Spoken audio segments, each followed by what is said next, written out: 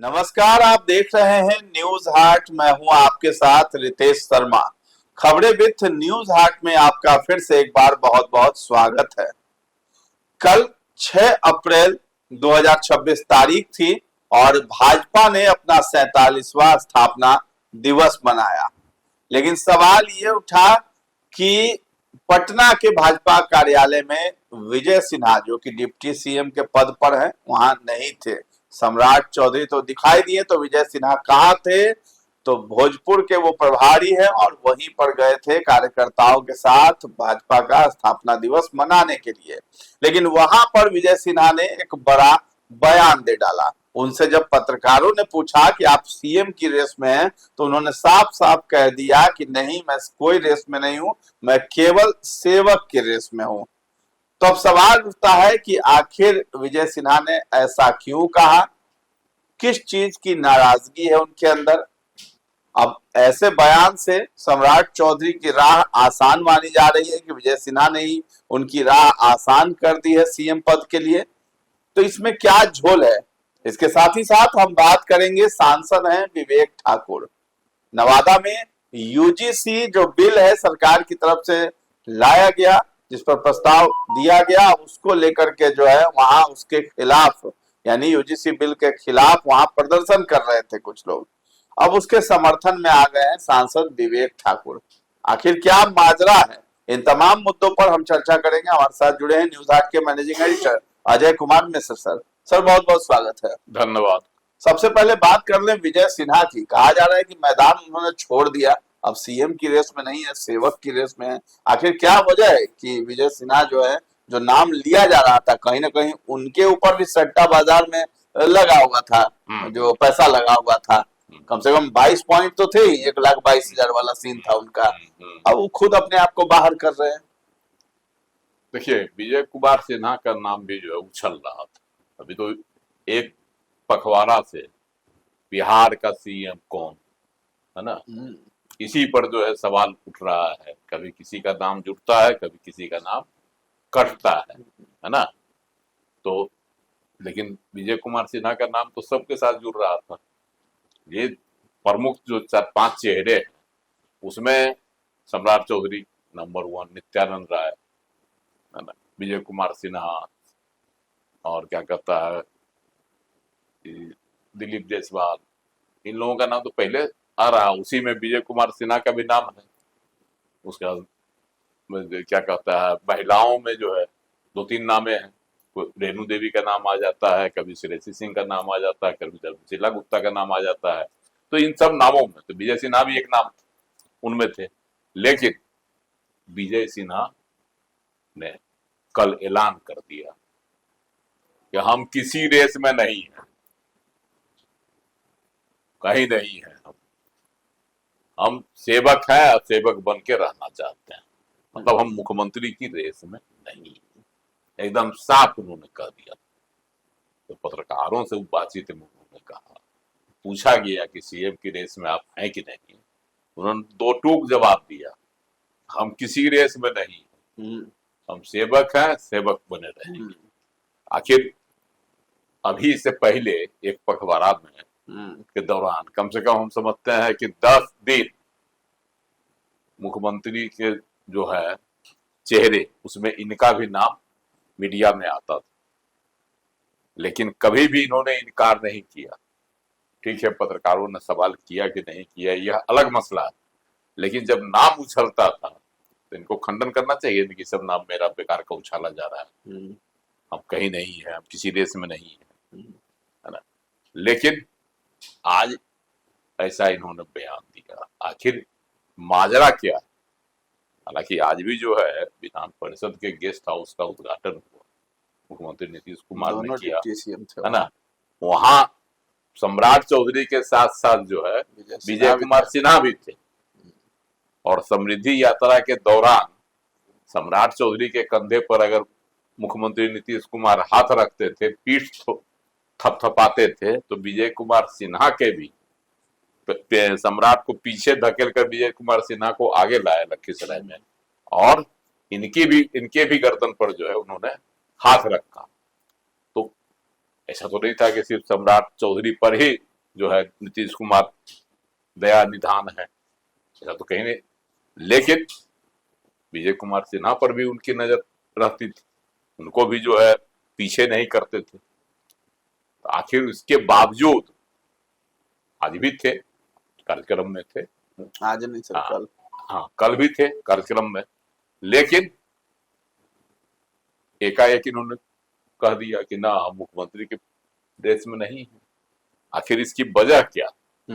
लोग अब मंथन कर रहे हैं कि आखिर विजय सिन्हा को क्या हो गया कि एकाएक अपने आप को मैदान छोड़ रहे हैं, मैदान क्या छोड़ बात दिया। है? हाँ, ऐसी हो सकता है कि कुछ खबरें भी आ रही हैं, कुछ लोगों का पत्ता कटेगा, लेकिन विजय कुमार सिन्हा का पत्ता तो नहीं कट सकता है, क्योंकि जब विधानसभा चुनाव हो रहा था तो लखीसराय में अमित शाह ने क्या कहा था प्रचार के दौरान कि इनको जिताइए, हम इनको बड़ा पद देंगे, बड़ा देंगे, बड़ा इनाम देंगे। तो उस लिहाज से बिहार का जो नया मंत्रिमंडल बनेगा या बिहार की जो नई सरकार बनेगी, उसमें मंत्री कौन कौन होगा, इसका भी जो इसको भी तय करेंगे अमित शाह गृह मंत्री। तो उसमें इनका नाम तो उन्हें स्लिप करेंगे, या तो उनको बात होगी ही कि हमने आश्वासन दे रखा है, बावजूद इसके काहे हट गए कि ना, हम कहीं नहीं है देश में, हमको किनारे छोड़ दीजिए, हम सेवक बन के रहेंगे। लगता है ना कि जो बंगाल के स्टार प्रचारकों की लिस्ट बनी है भाजपा की, उसमें इनका नाम छांट दिया गया है ना, छटनी हो गया एकदम। इसी से इनको अब आभास हो रहा है कि हम अपने आप को जब मुख्यमंत्री की रेस में नहीं कहें वही ज्यादा अच्छा, बनना तो है नहीं। तो बंगाल में तो गिने चुने ही लोग बिहार से हैं जिनका नाम है। नहीं देखिए, अपने आपको उपेक्षित ही महसूस किए, है ना, इसीलिए जो है ना बड़ा बयान कल दे दिया उन्होंने। कल बड़ा बयान इन्होंने दे दिया और रेस से अपने आप को बाहर कर दिया। चलिए विवेक ठाकुर की बात कर लें। यूजीसी जो बिल है उसको लेकर के अब प्रदर्शन कर रहे हैं लोग, उसके खिलाफ, उस बिल के समर्थन करने लगे। भाई भाजपा के साथी हैं और प्रदर्शनकारियों के साथ उसका समर्थन कर रहे हैं। देखिए, नवादा में जो है ना यूजीसी बिल के खिलाफ प्रदर्शन हुआ, तो प्रदर्शन स्वाभाविक है, कौन किया होगा, सवर्ण किया होगा, और नवादा में भूमिहार जाति का वर्चस्व है, और विवेक ठाकुर भूमिहार समाज से आते हैं, जीते भी हैं भूमिहारों के वोट से, क्योंकि नवादा में अभी तक जो अभी इनके लिए भी मजबूरी ही रही होगी। हाँ नहीं, अभी तक जो है इतिहास रहा है, जब से नवादा जो है अनारक्षित सीट हुआ, जनरल सीट हुआ है लोकसभा का, तब से वहां जो है भूमिहार ही जीतते आ रहे हैं, चाहे वो गिरिराज सिंह जीते या चंदन सिंह जीते या विवेक ठाकुर जीते। तो भूमिहारों की उपेक्षा नहीं कर सकते, मतलब अगली जाति की उपेक्षा नहीं कर सकते, क्योंकि ये भी उसी समाज से आते हैं। तो जब यूजीसी का विरोध हुआ तो समर्थन करना इनकी लाचारी थी, या कहिए खुलकर आगे आने वाले तो भाजपा की हम समझते हैं पहले सांसद हैं जिन्होंने यूजीसी का खुला समर्थन कर दिया। अगर उसको समर्थन दे रहे हैं तो खुला समर्थन इन्होंने कर दिया, जबकि यूजीसी का को लेकर भारी बवाल अभी मचा हुआ है। यूजीसी के समर्थन में पिछड़ी जातियां हैं तो विरोध में सवर्ण है। तो स्वाभाविक रूप से जो है कि अगर विरोध हो रहा है तो सवर्णों का विरोध है, जिसको अगर विवेक ठाकुर साथ दे रहे हैं, नहीं देंगे साथ तो उनके लिए मुश्किल खड़ी हो जाएगी। आने वाले समय में चुनाव नहीं जीत पाएंगे।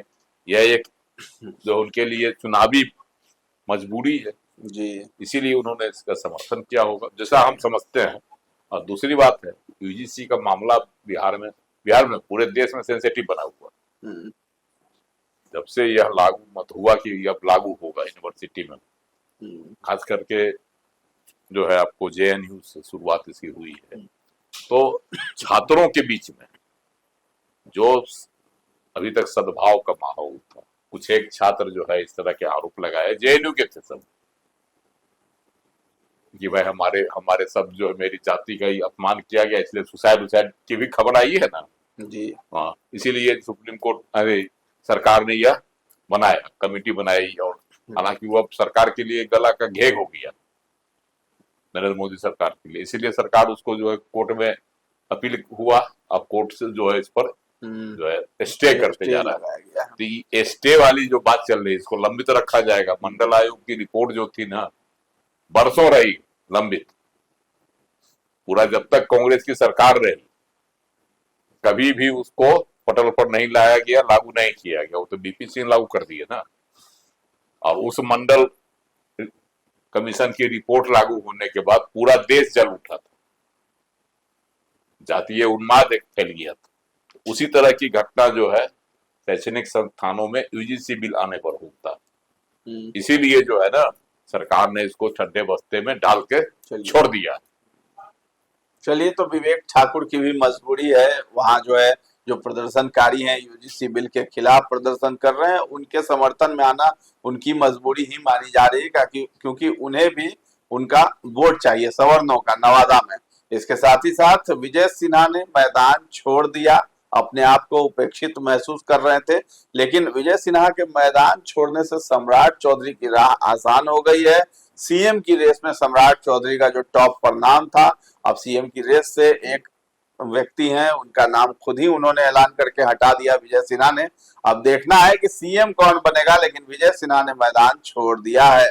तो फिलहाल इस चर्चा को हम लोग यहीं पर विराम देते हैं। कैसा लगा ये कार्यक्रम हमें कमेंट सेक्शन में जाकर के जरूर बताइएगा, और हमारे चैनल को अभी तक आपने सब्सक्राइब नहीं किया है तो जरूर कर लें। धन्यवाद।